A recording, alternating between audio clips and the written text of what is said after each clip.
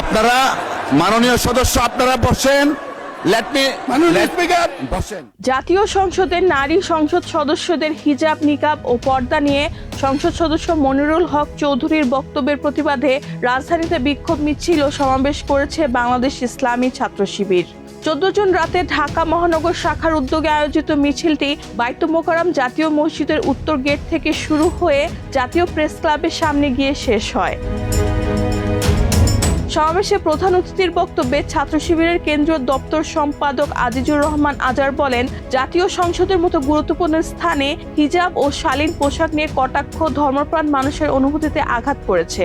আপনারা মুখে মদিনা সনদের কথা বলেন, অথচ আপনাদের নেতাকর্মীরা হিজাবের বিরুদ্ধে অবস্থান নেয়। এই দুইমুখী নীতি এদেশের ছাত্র জনতা মেনে নেবে না। তিনি অবমাননাকর বক্তব্য প্রত্যাহার করে ক্ষমা চাওয়ার দাবি জানান।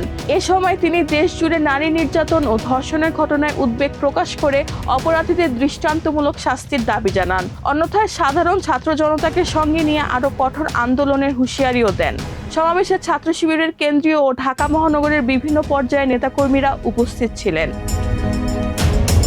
রেহানা বেগম, প্রজন্ম 24। বুঝলাম না তো কারা আপনারা?